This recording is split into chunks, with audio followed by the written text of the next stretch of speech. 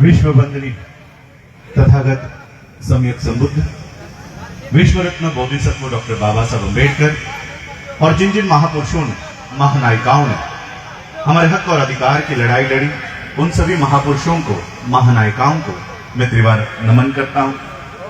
मंच पर उपस्थित वंदनीय बंते जी, मंच पर उपस्थित आज के इस कार्यक्रम के आयोजक, मंच पर उपस्थित सभी मान्यवर और यहाँ पर उपस्थित सभी मेरे भाइयों को, बहनों को और माताओं को राजरत्न अम्बेडकर का जय भीम। अभी यहाँ पर बाबा साहब अम्बेडकर जी के बुद्धिस्ट मिशन पर गाना प्रस्तुत किया गया और बाबा साहब ने बौद्ध धर्म क्यों अपनाया, आप लोगों को बौद्ध ही क्यों बनाया, ये बात बहुत ही अच्छे तरीके से गाने के माध्यम से समझाई गई।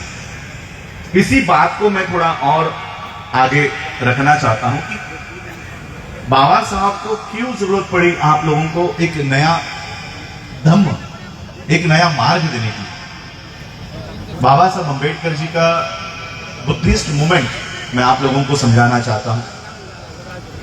ये आवाज ठीक है, इको वगैरह, अगर, क्योंकि मैं गाना नहीं गाने वाला हूं, मैं स्पीच करने वाला हूं, तो अगर लोगों को समझ सके ऐसे आवाज में रखिए।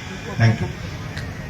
तो बाबा साहब की बुद्धिस्ट मूवमेंट में आज आप लोगों को समझाना चाहता हूं कि बाबा साहब आपको बुद्ध की शरण में क्यों लेकर गए, जबकि बाबा साहब को धर्म परिवर्तन करवाने के लिए कई सारे धर्म के लोग उत्सुक थे। इस्लाम धर्म के थे, क्रिश्चियनिटी के थे, सिखिज्म के लोग बाबा साहब को अपने अपने धर्म में बुलाने के लिए उत्सुक थे कि आप हमारा धर्म अपना।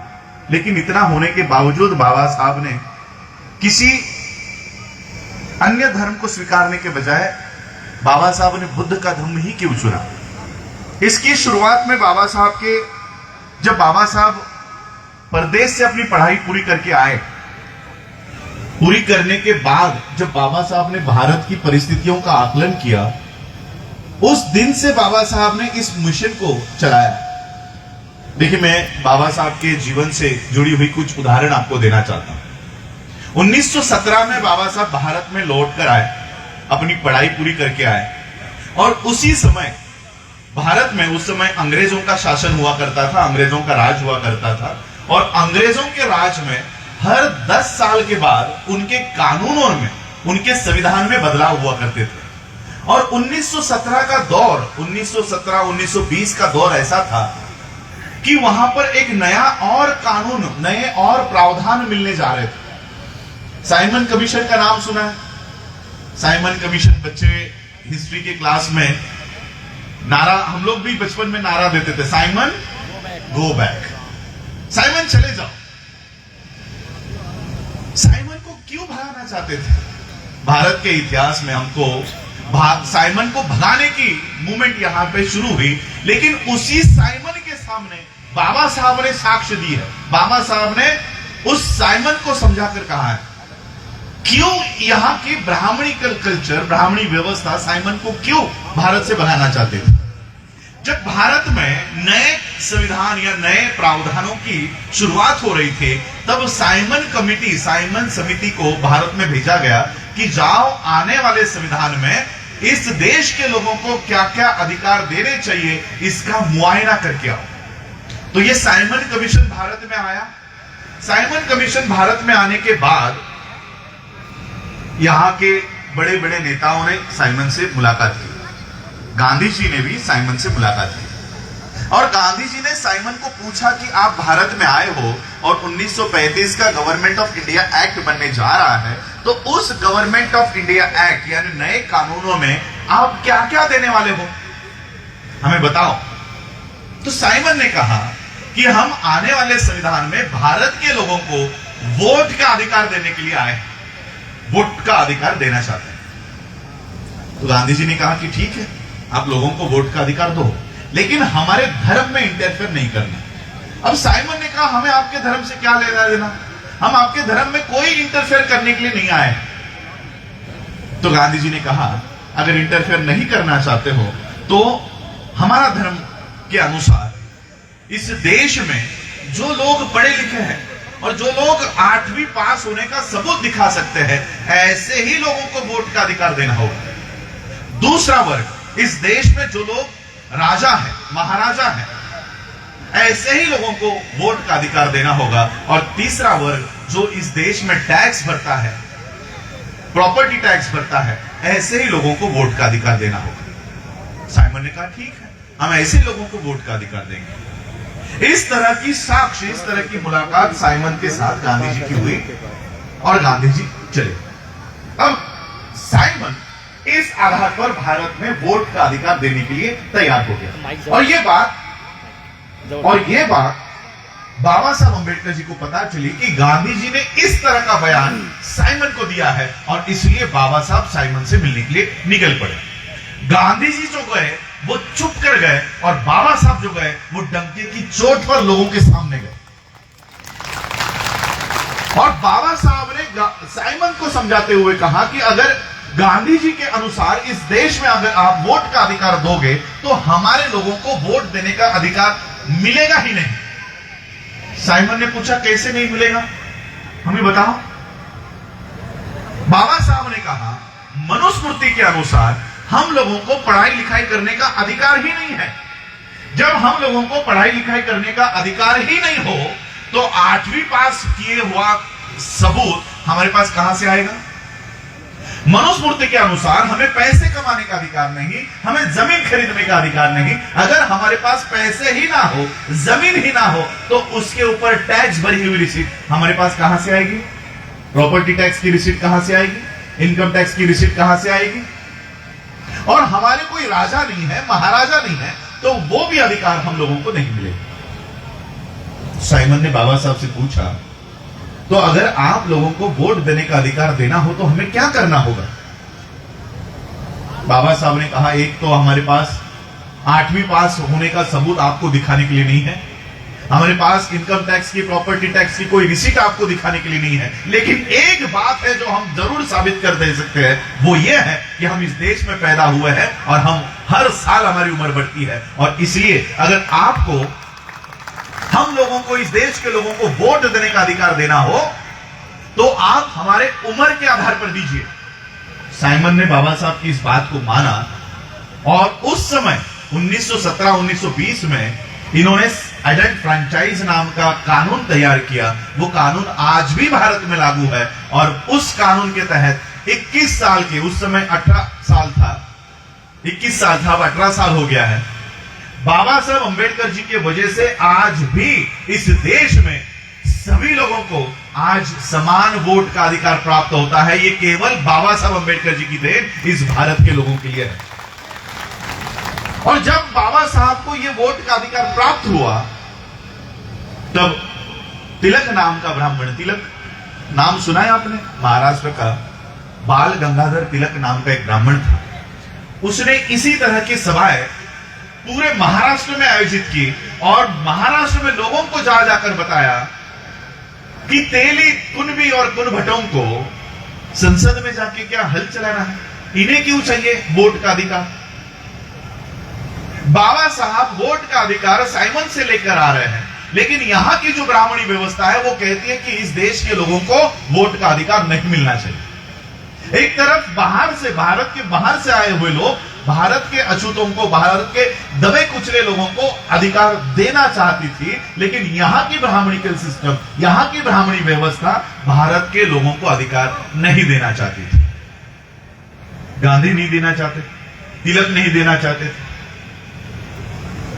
और जब बाबा साहब के जीवन में और बाबा साहब का कारवां आगे बढ़ा, 1921 का ये कार्यकाल खत्म हुआ, 1924 में महाराष्ट्र में एक कानून पास कराया बाबा साहब ने कि जितने भी सार्वजनिक, पब्लिक, अब लोग क्या कहते हैं उसको, तालाब, ये सार्वजनिक तालाब सभी के लिए खुले होंगे, वहां पर पानी पीने का अधिकार सभी को होगा। ये कानून बाबा साहब ने पास करवाया, बोले कमीशन से। बाबा साहब ने देखा कि 1924 में यह कानून बन गया है, लेकिन फिर भी हमारे लोग उस तालाब पर जाने से डर रहे हैं। महाड़ के चौदार तालाब का इतिहास पता है सबको? शायद पता ना हो तो यहां से अब पता चल जाएगा। 1924 में बाबा साहब ने यह कानून पास करवाया, लेकिन लोगों में इतना डर था कि वो लोग उस पानी को हाथ लगाने से डरते थे।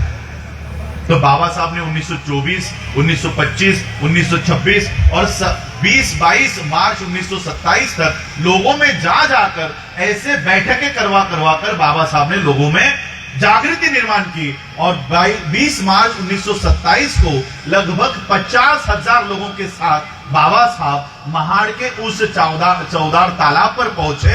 और जैसे ही बाबा साहब ने अपने हथेली में वो पानी उठाया, 50,000 लोगों ने पहली बार अपने जीवन में उस तालाब का पानी अपने हाथ में उठाकर वो पीने का काम किया। और उस समय बाबा साहब ने घोषणा की, हम लोग यही इतिहास पढ़ते हैं कि बाबा साहब ने पानी पीने का आंदोलन किया, लेकिन यह बहुत गलत बात है। बाबा साहब ने उनके जीवन में कभी भी पानी पीने का आंदोलन नहीं किया है। यह बात खुद बाबा साहब लिखते हैं। महाड़ एज अ सत्याग्रह में बाबा साहब पहली लाइन लिखते हैं कि मेरा आंदोलन पानी पीने के लिए नहीं है। फिर हम लोग तो यही समझते हैं कि बाबा साहब ने पानी पीने का आंदोलन किया। तो यह आंदोलन किस चीज का है? अगर पानी पीने का आंदोलन नहीं है तो यह आंदोलन है किस चीज का? बाबा साहब लिखते हैं कि हमारे लोग इतने डरे हुए थे कि इंसान होने के बावजूद वो अपने मानव अधिकारों को भूल गए थे, और इतना डर उनमें बैठा हुआ था कि जो लोग उस तालाब को नहीं छूते थे, उनके जानवर बिंदास होकर पानी पीते थे। यानी वो डर जानवरों में नहीं था, वो डर इंसानों में था। बाबा साहब ने ऐसे इंसानों में जागृति निर्माण की और ऐसे लोगों को लेकर जाकर बाबा साहब ने अपना मानव अधिकार प्राप्त करने का काम किया। बाबा साहब कहते हैं मेरा आंदोलन पानी पीने के लिए नहीं है, मेरा आंदोलन मरे हुए लोगों को जिंदा करने का आंदोलन है। बाबा साहब ने पानी पीने के लिए आपको वहां नहीं लेकर गए थे, मरे हुए लोगों को जिंदा करने का काम बाबा साहब कर रहे थे। और वहां पर बाबा साहब ने घोषणा की कि इस जागृति को कभी मिटने नहीं देना, कभी बुझने नहीं देना। जागृति का अग्नि, जागृति की आग हमेशा अपने दिल में जलाए रखना कि हम भी इंसान हैं और हमें भी मानव अधिकार मिलने चाहिए। ये बात कभी नहीं भूलना। ये बात बाबा साहब ने उस आंदोलन के माध्यम से करवाई। उसके बाद क्या हुआ पता है? उसके बाद वहां के सवर्णों ने कि वो तालाब अछूतों को खुला नहीं होना चाहिए, इसलिए कोर्ट में केस दायर की। कोर्ट में मामला चला और कोर्ट ने वहां पर उस तालाब पर जाने से मनाही आदेश लागू किया कि तुम लोग नहीं जाओगे जब तक केस चल रही तब तक। आगे चलकर बाबा साहब ने वो केस जीत ली। फिर मैं बताना चाहता हूं, पानी पीने का अधिकार उस समय 1924 में इस देश में अंग्रेजों का शासन था। पानी पीने का अधिकार कौन दे रहा है? अंग्रेज। रोक कौन रहा है? ब्राह्मण, सवर्ण। भारत के बाहर से आए हुए लोग भारत के लोगों को अधिकार दे रहे हैं, और भारत में ही बैठे हुए लोग भारत के लोगों को अधिकार देना नहीं चाहते। ये बात मैं समझाने के लिए ये उदाहरण दे रहा हूं। इसके और आगे चलता हूं। उसके बाद 1930 में टेंपल एंट्री बिल पास हुआ, मंदिरों में जाने का कानून पास हुआ, और अंग्रेजों ने तय किया कि जिन मंदिरों को अंग्रेजों के शासन से अनुदान मिलता है, पैसे मिलते हैं, ऐसे सारे मंदिर सभी के लिए खुले होंगे, सबके लिए खुले होंगे। क्योंकि पैसा अगर अंग्रेज दे रही है उस मंदिरों को चलाने के लिए, तो वहां पर छुआछूत नहीं होगी और सभी लोग मंदिर में जा सकते हैं। 1930 में महाराष्ट्र में ही नासिक में कालाराम मंदिर है। बाबा साहब ने इस कानून का इस्तेमाल करते हुए कहा कि ठीक है, हम भी हिंदू हैं, और अगर हम हिंदू हैं तो हमें भी मंदिर में जाने का अधिकार मिलना चाहिए। तो इस कानून का इस्तेमाल करते हुए बाबा साहब ने 20-25 हजार लोगों को इकट्ठा किया और बाबा साहब को एक तारीख निश्चित करके दी कि इस तारीख को इतने बजे आप मंदिर में जा सकते हैं। सभी लोगों को लेकर बाबा साहब मंदिर के दरवाजे पर पहुंचे और जैसे ही मंदिर के दरवाजे पर पहुंचे, बड़े बड़े दरवाजे आज भी उस मंदिर के हैं, वो अंदर से बंद करवा दिए गए। वो मंदिर के दरवाजे अंदर से बंद हो गए और अंदर पहले ही व्यवस्था कर रखी थी, पत्थर ईंटें जमा करके रखी हुई थी, वो सारे पत्थर उपस्थित जितने भी लोग थे उनके दिशा में मारे गए। एक पत्थर बाबा साहब को आकर लगा और बाबा साहब ने वहीं पर सभा लेकर कहा कि देखो, हम भी हिंदू हैं, वो भी हिंदू है, अगर हम हिंदू हैं तो हमें भी मंदिर में जाने का अधिकार होना चाहिए था। उतने में एक कुत्ता कहीं से छोटा सा गैप देखकर उस मंदिर में प्रवेश कर गया। बाबा साहब ने कहा कि देखो, एक कुत्ता उस मंदिर में जा सकता है, लेकिन हम इंसानों जैसे इंसान मंदिर में नहीं जा सकते, हम मंदिर में नहीं जा सकते। और तब बाबा साहब ने, बाबा साहब के जीवन का मंदिर प्रवेश का सत्याग्रह, यह पहला और अंतिम सत्याग्रह था। उसके बाद बाबा साहब ने कभी भी मंदिर में जाने के लिए कोई लड़ाई नहीं लड़ी। उसके 4 साल बाद बाबा साहब ने यह घोषणा कर दी, देखो उस समय भी मंदिर टेंपल एंट्री बिल किसने पास करवाया? अंग्रेजों ने। रोका किसने? हमारे ही भारत के ही ब्राह्मणिकल सिस्टम के लोगों ने, ब्राह्मणवाद मनुवाद के लोगों ने, कि नहीं ये अछूत है, इनको मंदिर में हम नहीं लेंगे। फिर अंग्रेज हमको अधिकार दे रहा था, हमारे ही देश के लोग हमें अधिकार देना नहीं चाहते। उसके बाद समय और आगे गया, भारत को संविधान निर्माण करने की बारी आई।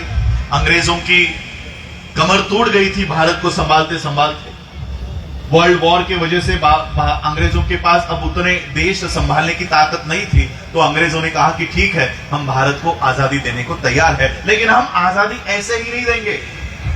हम भारत को आजाद ऐसे ही नहीं करेंगे जब तक आप हमको ये बताओ नहीं कि हमारे जाने के बाद तुम ये देश कैसे संभालने वाले हो, कैसे चलाने वाले हो। और जब तक इस देश का संविधान बन के तैयार नहीं होता, तब तक हम आपको आजादी नहीं देंगे। अब जो लोग आजादी मांग रहे थे, उनके सामने समस्या तैयार हो गई कि जब तक भारत का संविधान तैयार नहीं होता, तब तक हमको आजादी नहीं मिलेगी। नेहरू, गांधी ये अंग्रेजों से विनती कर रहे थे कि भारत का संविधान क्या होता है, कैसे तैयार करना है, हमें कोई जानकारी नहीं है, ये संविधान आप ही हमको बना कर दो, तुम ही लोग हमको बना कर दो।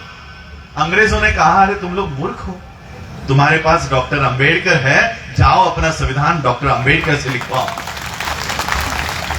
और जब भारत के संविधान सभा का गठन हुआ, भारत के संविधान सभा में भी बाबा साहब को आने से रोका जा रहा था। मुंबई से जब बाबा साहब संविधान सभा में जाने की तैयारी कर रहे थे, पटेल, गांधी बाबा साहब को आकर कह रहे थे कि बाबा साहब, हमें पता चला है कि आप भारत के संविधान में जाने की तैयारी कर रहे हो, हम आपको बताने के लिए आए कि भारत के संविधान सभा के दरवाजे ही नहीं, खिड़कियां भी आपके लिए बंद है, हम आपको भारत के संविधान में आने ही नहीं देंगे।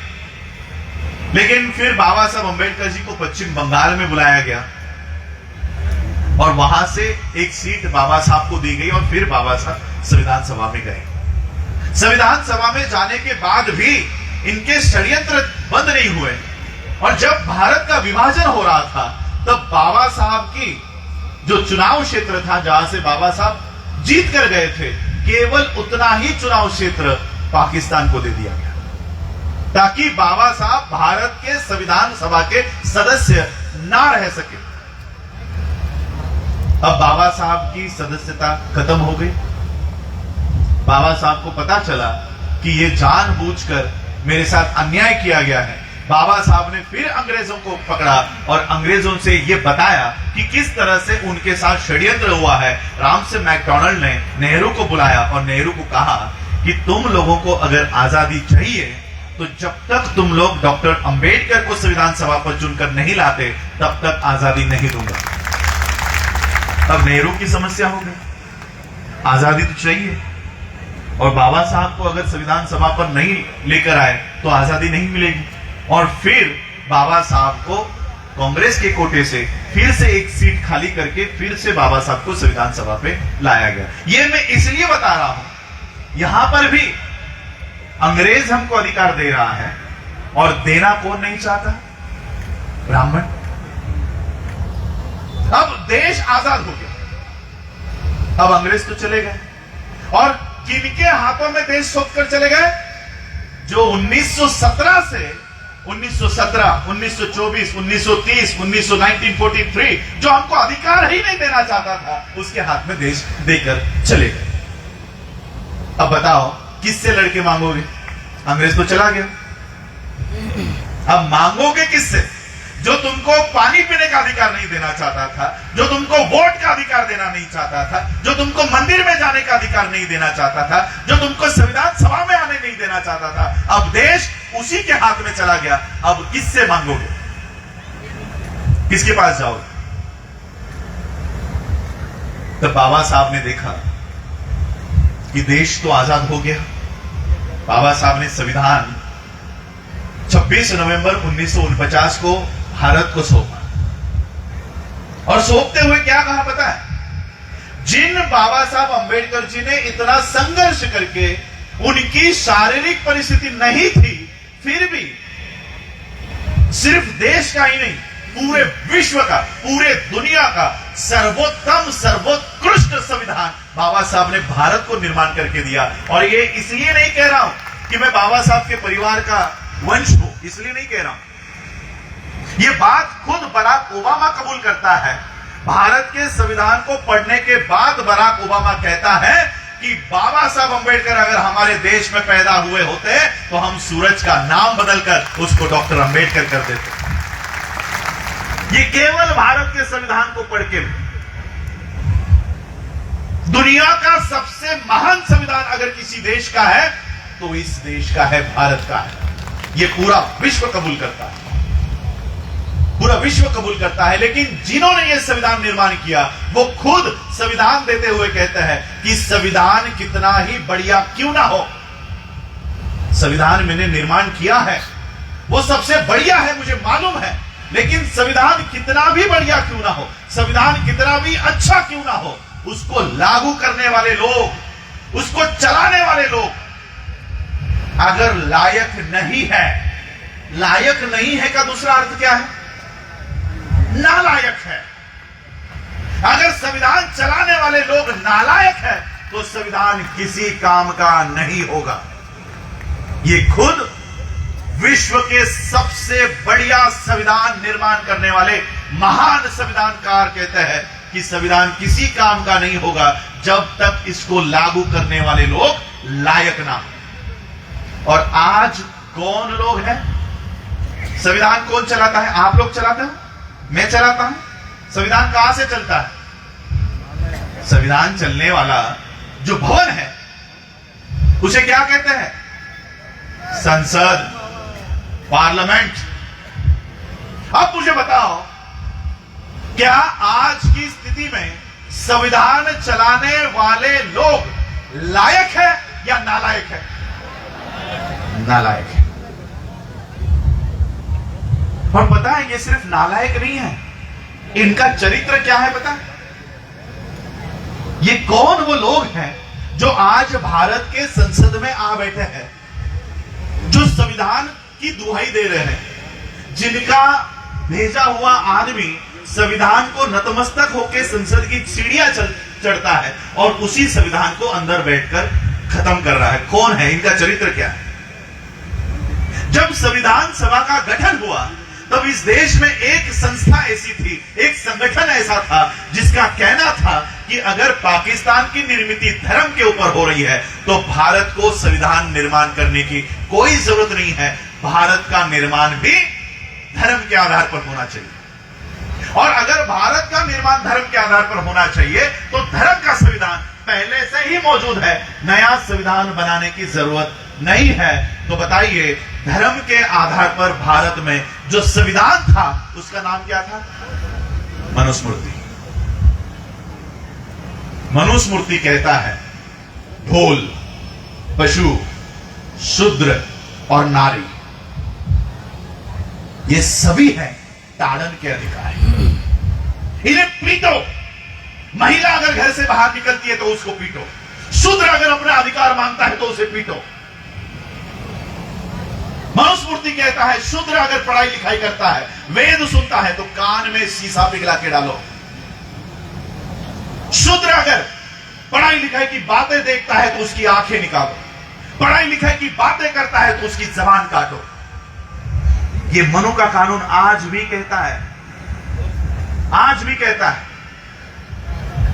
और इस मनु के कानून पर यह वो संगठन थी जो मांग कर रही थी कि भारत इस कानून पे चलेगा, भारत इस कानून पे चलेगा।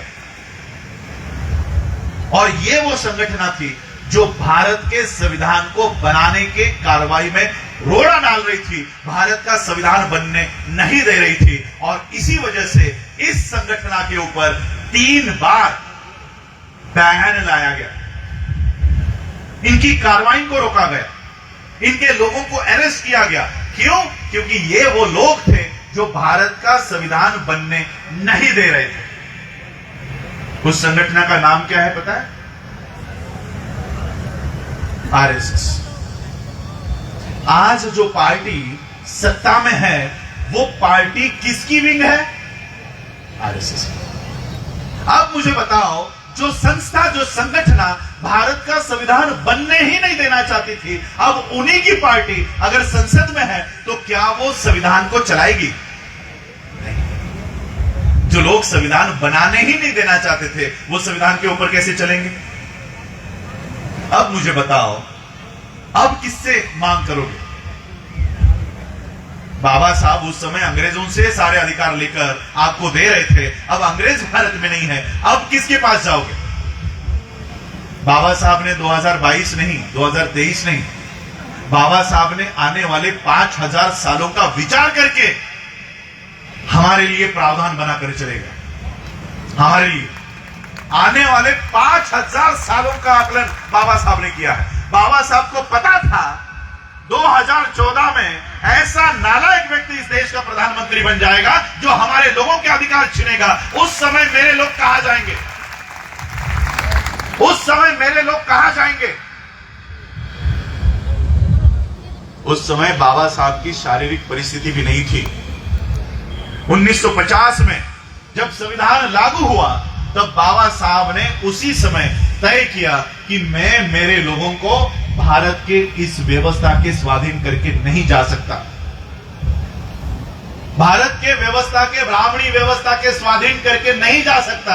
और अगर मुझे मेरे लोगों के हक और अधिकार सुरक्षित रखना है तो मुझे फिर से भारत के बाहर जाना होगा और भारत के बाहर से इन लोगों को अधिकार लाकर देना होगा। अब कहां जाए? इंग्रज तो चले गए, किसके पास जाए? 1950 में पहली बार बाबा साहब एक बैठक में गए, विश्व की एक बैठक में गए। 1950 में इस विश्व में, इस दुनिया में एक बैठक होने जा रही थी। 27 बौद्ध देश मिलकर एक मीटिंग करने जा रहे थे और उस मीटिंग का निमंत्रण भारत को आया और बाबा साहब उस मीटिंग के लिए गए। और तब बाबा साहब को पता चला कि विश्व के सारे बौद्ध देश इकट्ठा हो रहे हैं और किसी भी बौद्ध देश में अगर बौद्ध धर्म का प्रचार और प्रसार करना है तो ये सारे लोग उनके पीछे डट कर खड़े रहने वाले हैं। 1950 में बाबा साहब इस मीटिंग के लिए गए और उन्होंने तय किया, विश्व के बौद्ध देशों ने तय किया कि हम हर 2 साल में एक बार तो जरूर मिलेंगे। 1950 के बाद 1952, 1954 और 1956 ऐसे 4 साल बाबा साहब के पास मिले।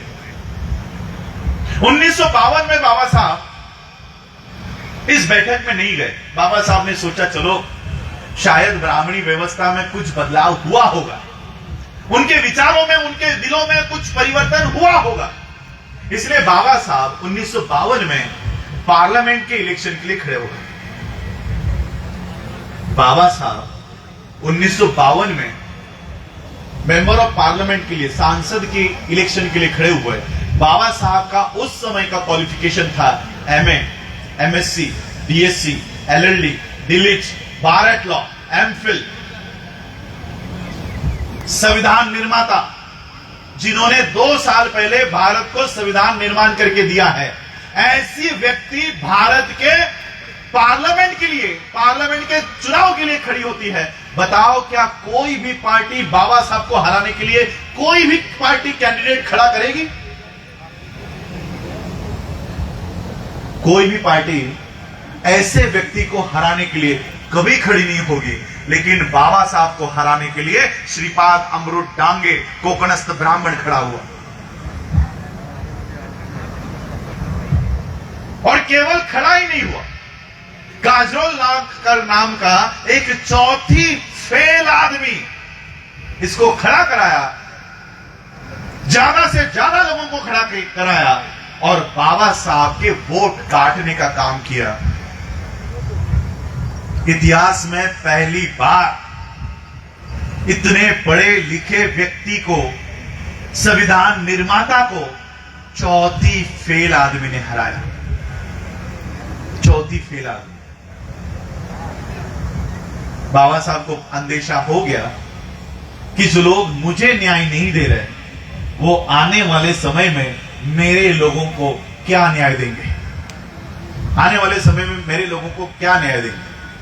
और तब बाबा साहब ने इस देश में बुद्धिस्ट मूवमेंट को और मजबूत किया और 1954 में 1954 में बाबा साहब फिर से बौद्धों के उस परिषद में गए। 1950 में यह परिषद शुरू हुई, 27 देशों से यह परिषद शुरू हुई। 1954 में यह संस्था 54 कंट्रीज तक फैल चुकी थी।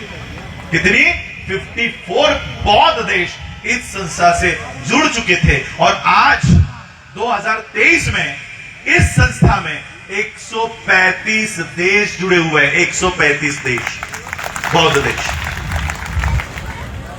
बाबा साहब 1954 में उस परिषद में गए और बाबा साहब ने उस समय कहा कि तुम लोग यहां पर क्या बुद्धिज्म को पढ़ा रहे हो, बौद्धम को समझा रहे हो।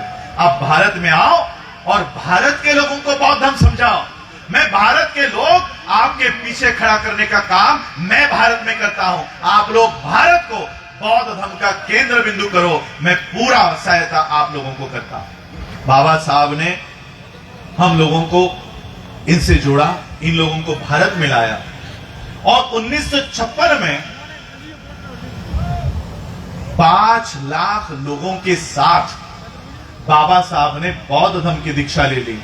वो सिर्फ बौद्ध धर्म की दीक्षा नहीं थी, बाबा साहब ने हमें संदेश दिया कि इस देश का संविधान अगर हमारे हक और अधिकार के लिए इस्तेमाल में लाना बंद किया जाए, अगर इस्तेमाल में लाना बंद हो तो बुद्ध के पीछे खड़े हो जाओ, ये बुद्ध तुम्हारी रक्षा करेगा। ये संदेश बाबा साहब ने 14 अक्टूबर 1956 विजयादशमी के दिन हम लोगों को दिया कि जिस दिन भारत का संविधान हमारे हाथ से निकाल दिया जाएगा, उस दिन बुद्ध तुम्हारी रक्षा के लिए खड़ा होगा। ये संदेश बाबा साहब हमें देकर गए। लेकिन हमारे लोग आज तक बाबा साहब के इस संदेश को समझ नहीं पाए। 1956 में बाबा साहब के महापरिनिर्वाण के बाद हम लोगों ने बाबा साहब के बुद्धिस्ट मिशन को चलाना ही छोड़ दिया है। हम सभी लोग राजनीति की ओर मुड़ गए। सीटें चाहिए हम लोगों को, पार्लियामेंट में सीटें चाहिए, विधानसभाओं में सीटें चाहिए।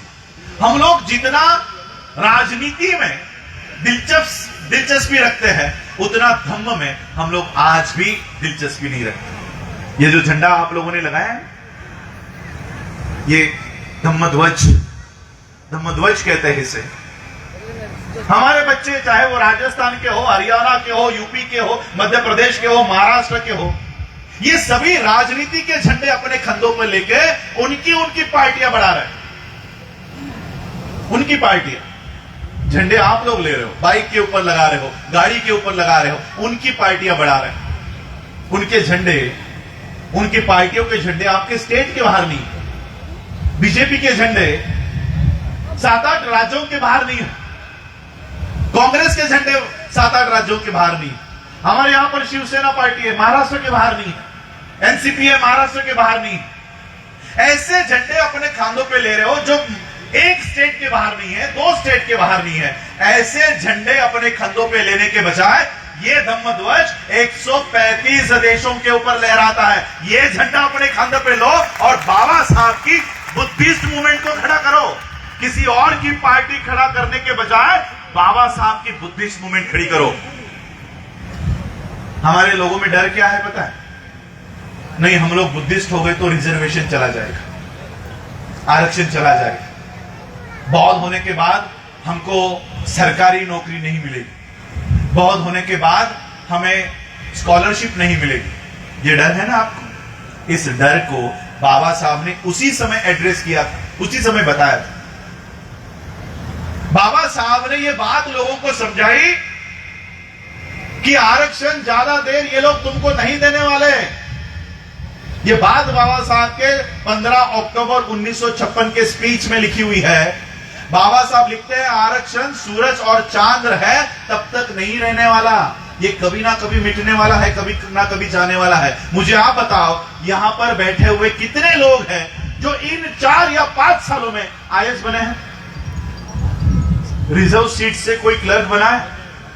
रिजर्व सीट से कोई एससी के रिजर्व सीट से कोई मैनेजर बना है? कोई असिस्टेंट मैनेजर बना है? कोई डीएम बना है? बताओ मुझे। निर्मला सीतारमण का नाम सुना है आपने? भारत की फाइनेंस मिनिस्टर है। संसद में खड़े होकर उन्होंने भाषण देकर कहा कि आने वाले 2 सालों में सभी पब्लिक सेक्टर, सभी सरकारी संस्थाएं हम बेचने वाले हैं। सरकारी नौकरी कहां पर है? सरकारी संस्थानों में। रेलवे है, पोस्ट है, बैंक है, रोडवेज है, रेलवेज है, वहां पर सरकारी नौकरी है। अब निर्मला सीतारमण कह रही है हम सरकारी सभी संस्थाएं बेचने वाले हैं, तो नौकरी कहां मिलेगी? सभी सरकारी स्कूलों को, सभी सरकारी कॉलेजों को बेचा जा रहा है और प्राइवेटाइजेशन हो रहा है। क्या प्राइवेट संस्थानों में रिजर्वेशन है? ये बात बाबा साहब 1956 में कहकर गए। आप महिलाओं यहां पर बैठी हो, मंगलसूत्र पहनते हो ना?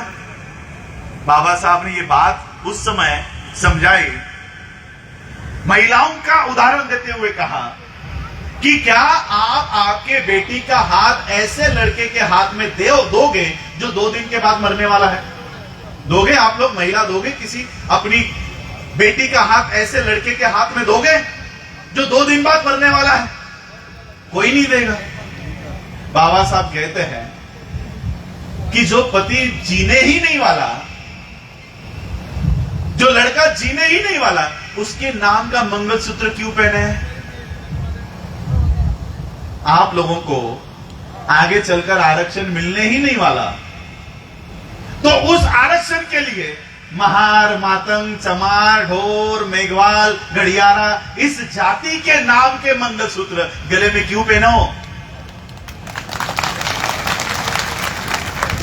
इस जाति के नाम के मंगलसूत्र क्यों पहन रहे हो जब इस जाति के नाम से तुमको कोई आरक्षण ही नहीं मिलने वाला, जब इस जाति के नाम से तुमको कोई बेनिफिट नहीं मिलने वाला, जब इस जाति के नाम से तुमको कोई नौकरी नहीं देने वाला, तो उस जाति के लॉकेट गले में टंगा कर क्यों घूम रहे हो? उतार फेंको, ये जाति के टैग उतार फेंको। बाबा साहब ने उससे बड़ा लॉकेट आपके गले में डाला है। क्या? बाबा साहब कहते हैं महार, मातंग, चमार, ढोर, मेघवाल, गढ़ियारा लगाकर घूमोगे तो गांव के बाहर भी कुत्ता नहीं पूछेगा, लेकिन बौद्ध नाम की पहचान लेकर घूमोगे, पूरा विश्व आपके स्वागत के लिए खड़ा हो जाएगा। अभी बताया ना किसी ने, नीता अंबानी बाहर जाती है तो किसका नाम लेती है? क्यों लेना पड़ रहा है इनको? सोचो। नीता अंबानी नाम की ये ब्राह्मणी औरत बाहर जाती है और वो क्या कहती है कि मैं भारत से आई हूं, भारत बुद्ध का देश है। उसे बुद्ध की ताकत मालूम है, तुम लोग कब समझोगे? उसे छोड़ो, देश का प्रधानमंत्री पूरा जीवन आरएसएस के लिए त्याग दिया और आरएसएस ये कोई दूसरी संगठन नहीं है, ये आरएसएस सिर्फ बुद्धिज्म को खत्म करने के लिए खड़ी गई संस्था है। बुद्धिज्म क्या सिखाता है? भाईचारा, मैत्री, समानता, मानवता। हम सब इंसान हैं, कौन किस जाति का है, कौन किस धर्म का है, मुझे कोई लेना देना नहीं। वो भी इंसान है, मैं भी इंसान हूं। चाहे वो हिंदू है, चाहे वो मुसलमान है, चाहे वो क्रिश्चियन है, चाहे वो सिख है। अगर एक सुई में अगर उसको चुभाऊं तो उसको भी उतना ही दर्द होगा जितना मुझे होगा। ये भावना जिसमें निर्माण होती है, मेरे दृष्टि में वो बौद्ध है। बुद्धिज्म इसके ऊपर है कि सामने वाले को हिंदू मुसलमान मत समझो, इंसान समझो। हिंदू बनने से पहले, मुसलमान बनने से पहले, सिख बनने से पहले, क्रिश्चियन बनने से पहले इंसान बनो। ये बात तथागत बुद्ध समझाते हैं। बाबा साहब हमको जाते जाते ऐसे मैत्री कायम करने वाला धम्म देकर गए कि अपने आप को जाति के चश्मे से मत देखो, एक दूसरे को इंसानियत के नाते से देखो। ऐसे इंसानियत के धर्म को खत्म करने के लिए आरएसएस का जन्म हुआ। जो बंदा पूरा जीवन बुद्ध के धम्म को खत्म करने के लिए तैयार किया है, सोचिए उस आदमी को यह बोलना पड़ता है कि मैं भारत से आया हूं, भारत बुद्ध का देश है। उसके ऊपर कितना बड़ा आघात है जब वो ये बोल रहा है कि मैं बुद्ध की धरती से आया हूं। उसको ये बोलना पड़ रहा है, उसको ये ताकत मालूम है। हमारे लोगों को उन्होंने जातियों में बांट दिया और वो बुद्ध को लेकर भाग रहे हैं। अंबानी, अडानी, मोदी, योगी, ये सभी लोग बुद्ध को लेकर भाग रहे हैं और हमें ये ऐसे मार्ग पर व्यस्त करके रखे हुए। इसलिए अपने आप को बुद्धिज्म की इस राह पर लेकर आना हम लोगों को बहुत जरूरी है। राजस्थान की धरती में मैं देखता हूं कि धम्म का कारवा बहुत ही कम स्पीड में। मॉम्स यहां दिखाई नहीं देते, बंते जी यहां पर दिखाई नहीं देते। कल जब बंते जी मुझे लेने के लिए आए एयरपोर्ट पर, तो वो कह रहे थे कि आप आगे वाली सीट पे बैठो, मैं पीछे वाली सीट पे बैठता हूं, भीड़ में सभी के साथ बैठता हूं। तो मैंने कहा बंते जी, किसी ने अगर इस तरह से हमें देखा कि मैं आगे वाली सीट पे बैठा हूं और बंते जी पीछे बैठे हुए हैं, बाहर प्रदेश के लोग हमें खड़ा भी नहीं करेंगे कि बंते जी पीछे खड़े और हम लोग उपासक आगे आगे चल रहे हैं। हम बंते जी के बगल में भी बैठ नहीं सकते। जब भी मैं कुर्सियां सामान लगी होती है और जब ऐसी बारी आती कि बंते जी के बगल में बैठना है, तब मैं अपनी कुर्सी को थोड़ा सा पीछे सरकाता हूं। क्यों? क्योंकि वो हमारे धम्म गुरु है, उनका स्थान ऊपर है, हम उनके बगल में बैठ नहीं सकते। क्यों? क्योंकि उनका त्याग है, समर्पण है। सम्राट अशोका का नाम सुना है ना सबने? सम्राट अशोक राजा थे, राजा महल में रहा करते थे, बेटे प्रिंस थे,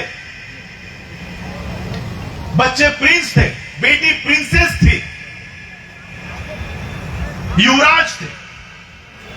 केवल बुद्ध के धम्म का प्रचार और प्रसार इस देश में हो, इसलिए एक राजा ने अपने बेटे और बेटी को धम्म के प्रचार और प्रसार के लिए दान में दे दिया। एक राजा ने। तुम लोग कोई राजा हो? कोई बैठा है यहां पर? सम्राट अशोका के जितने संपत्ति रखने वाला कोई राजा महाराजा बैठा है? घर में 2 वक्त की रोटी नहीं होगी, लेकिन वो अपने बच्चे को धम्म का प्रचार प्रसार करने के लिए दान में देना नहीं चाहता।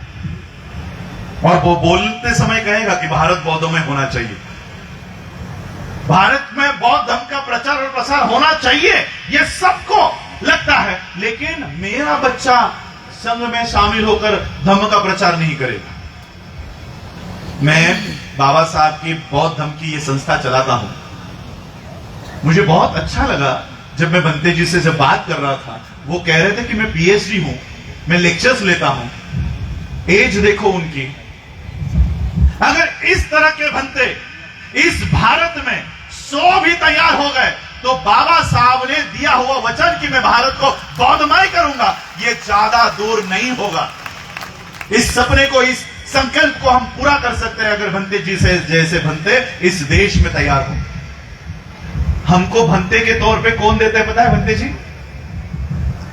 आदमी रिटायर होने के बाद उसको ब्लड प्रेशर हो जाता है, डायबिटीज हो जाता है, स्पॉन्डिलिसिस हो जाता है, किडनी की बीमारियां आ जाती है, खून की बीमारियां आ जाती है, 4 पैदल चलने के बाद हफने लगता है। ऐसे लोग दे देते, जाओ ये लेके जाओ। धम्म के प्रचार प्रसार के लिए जो किसी काम का नहीं बचा वो हमको दे देते, चीवर पहना लेते, ला ये लेके चले जाओ। कैसे बढ़ने वाला है? मेरे परिवार में हम 2 भाई हैं। मेरा बड़ा भाई परिवार चलाता है, परिवार की देखभाल करता है। ये मेरे परिवार का नियोजन था कि मेरा एक बेटा अपने घर परिवार के लिए रखूंगा और एक बेटा बौद्ध धर्म के प्रचार और प्रसार के लिए रखूंगा। ये मेरे परिवार का नियोजन था। इसलिए आज मैं यहां पर आप लोगों के सामने बाबा साहब के बुद्धिस्ट मूवमेंट को बढ़ाने के लिए काम कर रहा हूं। जब तक ऐसा त्याग की भावना आप लोगों में ना हो, तब तक धम्म भारत में नहीं बढ़ सकता, भाईचारा कायम नहीं हो सकता। भारत के बाहर बाबा साहब ने इतने बड़े मंच से हमें जोड़ रखा है। मैं आपको एक मेरे जीवन का उदाहरण बताना चाहता हूं। मैं अनेक देशों के यूनाइटेड नेशंस के कॉन्फ्रेंसेस अटेंड करता हूं। यूनाइटेड नेशंस जहां पर 125, 128, 130 देशों के प्रेसिडेंट्स आते हैं, प्राइम मिनिस्टर्स आते हैं, मिनिस्टर्स आते हैं। भारत की ओर से भारत के उपराष्ट्रपति आते हैं। मेरे फेसबुक वीडियोस देख लेना कभी। ऐसे लोगों के कॉन्फ्रेंसेस में मैं वहां पर होता हूं। बाबा साहब कितना बड़ा मंच देकर गए आप लोगों को पता है। मैं जब यूनाइटेड नेशंस की मेरे ख्याल से जापान के कॉन्फ्रेंस में था, वहां पर भी 128 देशों के प्रतिनिधि थे। जब खाने की छुट्टी हुई, लंच ब्रेक हुआ, तो हम सभी देशों के लोगों से मिल रहे थे। अन्य देशों के लोग मुझसे मिल रहे थे। चाइना के लोग हमारे पास आए और हमारे गले में आई कार्ड था, उस पर लिखा हुआ था इंडिया। हमसे पहचान करवाने के लिए उन्होंने बातचीत शुरू की और मुझे पूछा, विच कंट्री, कौन से देशों से आए हो, कौन से देश से आए हो? मैंने कहा इंडिया, भारत। पता है चाइना के लोगों ने क्या जवाब दिया? चाइना के लोगों ने कहा, ओह, अंबेडकर इंडिया। आज भी भारत की पहचान मोदी का या गांधी के भारत से नहीं, बाबा साहब अंबेडकर जी के भारत से विश्व में होती। इतना बड़ा काम बाबा साहब हमारे लिए करके गए, लेकिन वहां पर हम नहीं जा रहे। हम वहां नहीं जा रहे। हम यहां पर मंदिरों के लाइनों में लगे पड़े, वहां पर लगे पड़े। हमें अपना अधिकार वहां लेना चाहिए, लेकिन हमारी औरतें वो छन्नी में से चांद के पास मांग रही। जब यहां बुद्ध देने के लिए खड़े हैं, लेके जाओ कह रहे हैं, हमारी स्त्रियां वहां मांग रही है, हमारे लोग वहां मांग रहे हैं। और यहां से कौन लेकर जा रहा है? अडानी, अंबानी, ये लोग लेके जा रहे हैं। पूरा विश्व बौद्ध देश भारत को भर भर के दे रहा है। क्या कहते हैं पता है श्रीलंका के लोग हमें? हम भारत के दिशा में पैर करके भी नहीं सोते। क्यों? क्योंकि भारत में बुद्ध का जन्म हुआ है और इसलिए वो इतना रिस्पेक्ट इस देश को करते हैं। सोचो, इतना मान और सम्मान हमें भारत को मिल रहा है, ये केवल बुद्ध की वजह से। और इस धम्म से बाबा साहब हमें जोड़कर चले गए, इस धम्म से हमें जोड़कर चले गए। बाबा साहब के इस धम्म को समझो। जातियों में, कल तक तो हम जातियों में बैठे हुए थे, अब नया वाद शुरू हो गया है। जातिवाद से भी बड़ा वाद शुरू हो गया है, संगठनवाद। तेरा संगठन बड़ा या मेरा संगठन बड़ा। संगठनों में बिखर गए। नहीं, वो उस संगठन का व्यक्ति है, मैं इस संगठन का हूं, इसलिए मैं उसकी बात सुनने नहीं जाऊंगा। हमारे लोग अब संगठनों में बिखरे हुए हैं। मैं आखिरी एक उदाहरण देना चाहूंगा, क्यों हमारा पराजय हो रहा है। इतनी बड़ी संख्या में हम हैं। मैं कॉमर्स का स्टूडेंट हूं, इकोनॉमिक्स का स्टूडेंट हूं, पूरे 10 लाख ये आंकड़ा बड़ा होता है और एक ये आंकड़ा छोटा। भारत में उल्टा है, 10 लाख लोगों की कहीं गिनती नहीं है और एक संगठन पूरे देश पर छाया हुआ है। हम 10 लाख संगठनों में बिखरे हुए हैं। हमारे काम करने का तरीका और उनके काम करने का तरीका आपको समझाना चाहता हूं।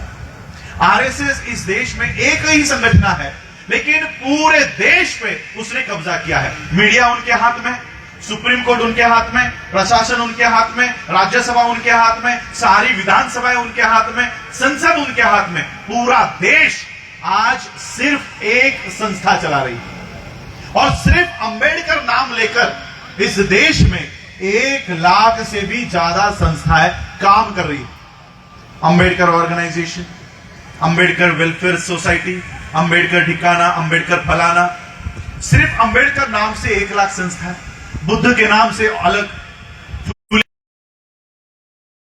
महर्षि वाल्मीकि जी के नाम से अलग, ऐसे करते करते हमारे 10 लाख संगठनाएं हैं पूरे भारत में। 10 लाख संगठनों में हम बिखरे हुए हैं और वो एक संगठन में काम कर रहे हैं। अभी तो एक संगठन में काम करने वाले लोग आज सफल है और 10 लाख संगठनों में काम करने वाले लोग उनकी कहीं पर भी गिनती क्यों नहीं है? उनका आचरण देखो क्या है। 2014 से पहले अब बहुत समय बीत चुका है, लोगों की याददाश्त थोड़ी कमजोर होती है। मुझे बताओ, नरेंद्र मोदी को प्राइम मिनिस्टर पद का उम्मीदवार चुनने से पहले बीजेपी की ओर से, आरएसएस की ओर से प्राइम मिनिस्टर पद का उम्मीदवार कौन था? बताओ बताओ। लाल कृष्ण आडवाणी। बीजेपी की ओर से, आरएसएस की ओर से 2014 के प्राइम मिनिस्टर पद के, प्रधानमंत्री पद के उम्मीदवार थे लाल कृष्ण आडवाणी। लेकिन आरएसएस को लगा कि अब आडवाणी के नेतृत्व में अगर हमने इलेक्शंस लड़ी तो शायद हमें इतनी सफलता, इतनी सीटें नहीं मिलेंगी। इसलिए आरएसएस ने एक ही रात में प्रधानमंत्री पद का उम्मीदवार बदल दिया और गुजरात से नरेंद्र मोदी को बुलाकर भारत के प्रधानमंत्री पद का उम्मीदवार जाहिर किया, एक ही रात में। मुझे बताओ, 2014 से लेकर आज तक क्या लाल कृष्ण आडवाणी ने एक भी बार आरएसएस के खिलाफ कोई बयान दिया? क्या अपनी कोई नई पार्टी बनाई? क्या अपना कोई नया संगठन बनाया? क्यों? खोने के लिए प्रधानमंत्री पद की कुर्सी है। प्रधानमंत्री पद की कुर्सी वो अपनी मनु की विचारधारा फैलाने के लिए, वो अपनी ब्राह्मणी विचारधारा फैलाने के लिए प्रधानमंत्री पद का भी त्याग करने को तैयार है। लेकिन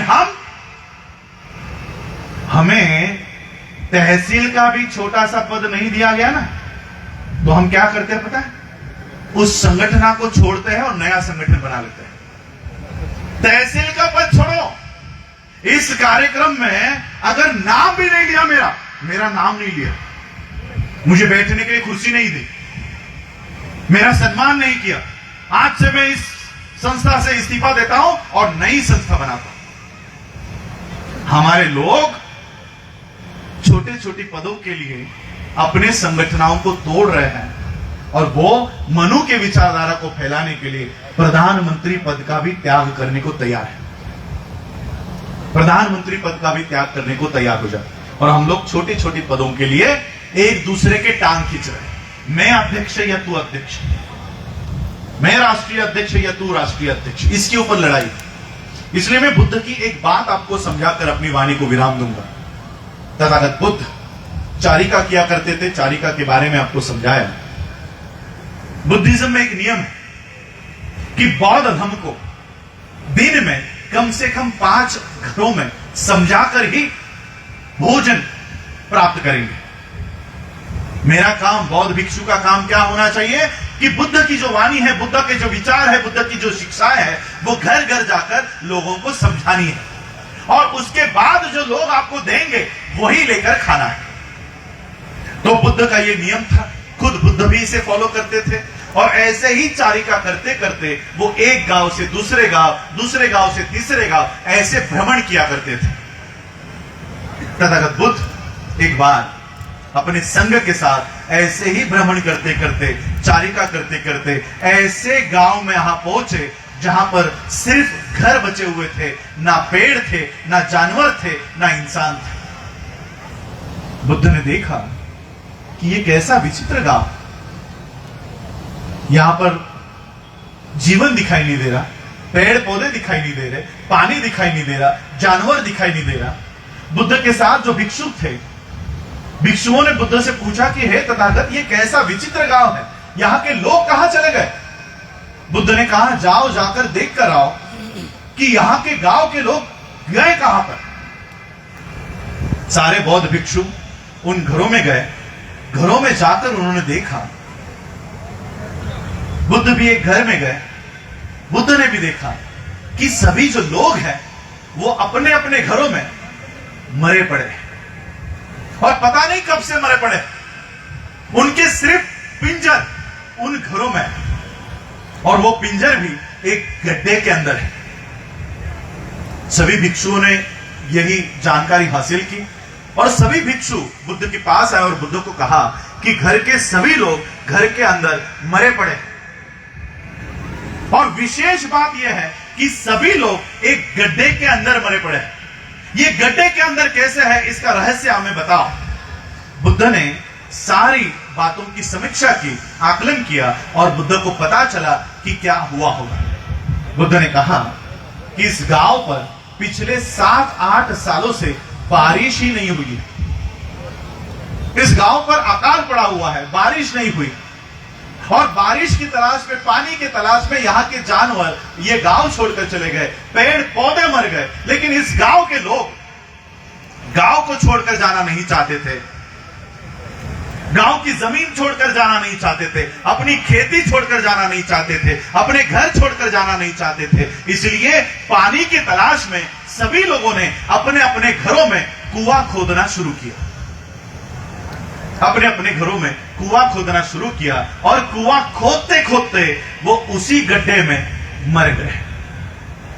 कुआं खोदते खोदते पानी की तलाश में अपने ही घर में, अपने ही गड्ढे में मर गए, और इसलिए उस गड्ढे में आज इनके पिंजर वहां पर दिखाई पड़ रहे हैं। बौद्ध भिक्षुओं ने बुद्ध से पूछा कि हे तथागत, क्या ये सभी गांव के लोग जिंदा नहीं रह सकते थे, जिंदा बच नहीं सकते थे? बुद्ध ने कहा, ये सभी लोग जिंदा रह सकते थे, ये सभी लोग जिंदा बच सकते थे अगर इस गांव के लोग इकट्ठा होकर सिर्फ एक कुआं अगर खोदते तो सभी लोग जीवित रह सकते थे।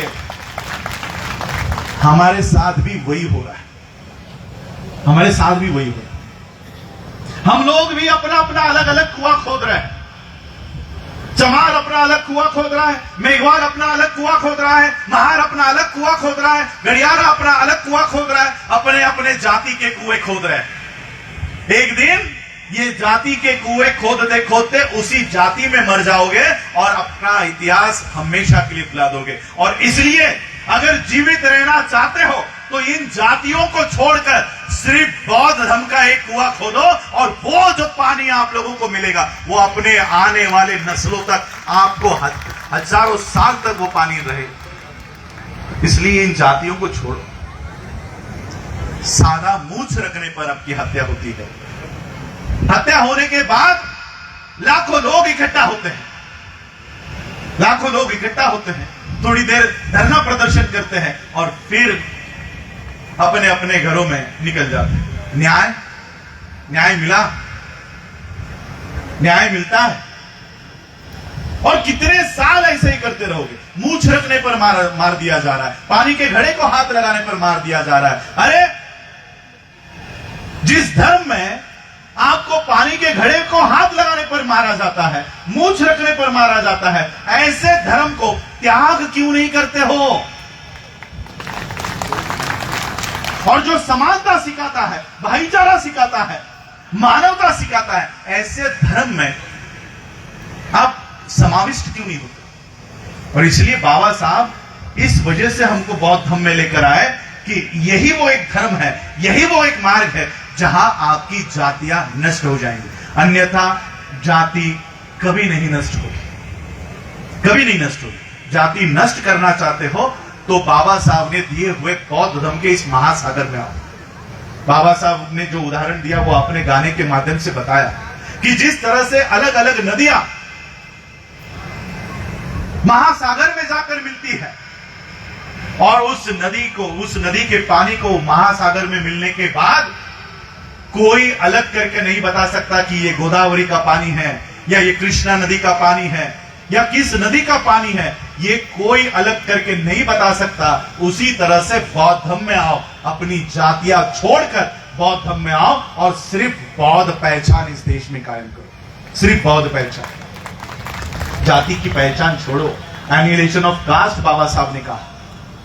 जाति की पहचान छोड़कर सिर्फ इंसानियत की पहचान, मानवता की पहचान, धर्म की पहचान इस देश में लगाकर आप लोग काम करो। यही बाबा साहब की बुद्धिस्ट मूवमेंट है और इसी वजह से बाबा साहब हमें ये बौद्ध धर्म देकर गए कि इस देश में अगर तुम्हारे ऊपर कभी अन्याय हो, अत्याचार हो, तो यहाँ के प्रधानमंत्री को बताने के बजाय, यहाँ के कलेक्टर को बताने के बजाय, यहाँ के एसपी डीआईएसपी को बताने के बजाय बौद्ध देशों के सामने जाकर अपने बयान दो और वो बौद्ध देश तुम्हारी रक्षा के लिए वहां से आवाज उठाएंगे, वहां से आवाज उठाएंगे। कभी वहां पर भी चलो और देखो बाबा साहब कितना बड़ा मंच तुम्हें देकर गए हैं, इतना बड़ा मंच देकर गए। और यही बात मैं आज आप लोगों को यहां पर समझाने के लिए आया हूं। राजस्थान की धरती में बुद्धिज्म का फैलाव उतना नहीं है जितना होना चाहिए। बुद्धिस्ट मॉन्क्स नहीं है। बौद्ध भिक्षुओं के साथ किस तरह से आचरण करना चाहिए ये भी हमारे लोगों को पता नहीं है। और इसलिए आप लोग इस कार्यक्रम के माध्यम से, मुझे खुशी हो रही है कि यहाँ पर एक बुद्ध विहार भी बनने जा रहा है, बुद्ध विहार का स्थापना होगा। और मुझे ऐसा लग रहा है कि यहाँ पर जो बुद्ध विहार बनने जा रहा है, ये सिर्फ बुद्ध विहार की नींव नहीं होगी, वो राजस्थान में बौद्ध धर्म की भी नींव यहाँ से शुरू होगी और पूरे राजस्थान में बौद्ध धर्म का प्रचार और प्रसार करने का काम भी इस कार्यक्रम के माध्यम से, इस सम्मेलन के माध्यम से शुरू होगा। और मैं इतना ही नहीं, बुद्धिस्ट सोसाइटी ऑफ इंडिया जो बाबा साहब ने निर्माण की हुई संस्था है, इस संस्था को भी ये संस्था आज मैं वर्ल्ड फेलोशिप ऑफ बुद्धिस्ट जो 135 देशों का संगठन है उनके साथ बैठकर काम कर रहा हूं। और सिर्फ काम नहीं कर रहा हूं, 135 देशों का सेक्रेटरी पद के ऊपर काम कर रहा हूं। इन सभी देशों को भारत के लोगों से जोड़ने का काम कर रहा हूं। और बाबा साहब के इस संस्था में मैं आज सांचौर की धरती पर यहाँ पर अनाउंस करना चाहता हूं कि घेवर बौद्ध जी यहाँ पर है, खड़े हैं, उपस्थित है। घेवर जी है नहीं, घेवर जी अगर, अच्छा घेवर जी यहाँ पर है, मैं उनको भी बुद्धिस्ट सोसाइटी ऑफ इंडिया जो बाबा साहब ने स्थापन की हुई संस्था है, इस संस्था की जिम्मेदारी में इनको देके जा रहा हूं कि यहाँ पर लोगों को जोड़ो, लोगों को बौद्ध धर्म दीक्षा के कार्यक्रम पर प्रमाण पत्र दो। तो घेवरचंद जी को भी मैं यहाँ पर डिस्ट्रिक्ट का प्रेसिडेंट आज अनाउंस कर रहा हूँ कि बाबा साहब की भारतीय बौद्ध महासभा बुद्धिस्ट सोसाइटी ऑफ इंडिया का काम ये यहाँ पर बढ़ाएंगे और आने वाले समय में बुद्धिस्ट सोसाइटी का भी कारवां राजस्थान की धरती से आप लोग इसको बढ़ाए। मैं आज इनको आप लोगों के समक्ष जाहिर करना चाहता हूँ कि आज बुद्धिस्ट सोसाइटी का काम भी यहाँ पर देखेंगे। आपका आभार, धन्यवाद। और आप लोग भी बाबा साहब की इस मूवमेंट से जुड़िएगा। मुझे पता है यहाँ से जब मैं आया तो इतनी फूलों का वर्षाव आप लोगों ने किया, फूल मालाओं से वर्षाव किया। मैं इस स्वागत का, इस सम्मान का स्वागत भी करता हूं, लेकिन आपको बताना भी चाहता हूं, सिर्फ फूलों से, हारों से स्वागत करने के बजाय बाबा साहब की मूवमेंट को हमें बढ़ाना है। सिर्फ अपने पैसों का इस्तेमाल बड़ी बड़ी मालाओं पर मत करो, अपने पैसों से स्कूल बनाओ, कॉलेज बनाओ, बुद्धिस्ट सेमिनरीज बनाओ। आने वाले 10 सालों में हम लोगों को ऐसा समाज बन के उभरना है कि हमारी शिक्षा किसी और के दरवाजे पे नहीं, हम हमारी शिक्षा के प्रावधान अपने समाज के पैसों से करें, अपने स्कूल और अपने कॉलेज हम खुद खड़े करें। हमारे समाज के बच्चे किसी और के दरवाजे पर जाकर गुरु ब्रह्मा गुरु विष्णु सिखाने के बजाय बुद्धम शरणम गच्छामि करके अपनी शिक्षा की शुरुआत करें। अपने स्कूल, अपने कॉलेज अपने पैसों से हम लोगों को खड़े करना है।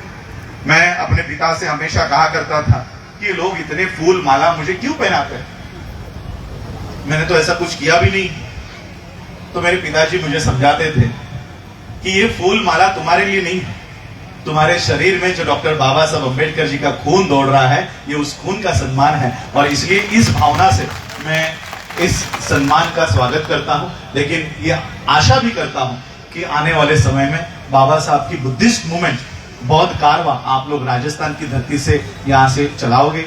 बंते जी को भी आप लोग यहाँ पर सपोर्ट करोगे, बंते जी के माध्यम से बौद्ध धर्म का ये कारवा आप लोग बढ़ाओगे। ये आशा और विश्वास प्रकट करता हूँ। आज आप लोगों ने मुझे यहाँ आमंत्रण किया, उसके लिए आप सभी लोगों का आभार व्यक्त करता हूँ। इतनी कड़ी धूप में आप लोग मुझे सुन रहे हो, उसके लिए आभार व्यक्त करता हूँ।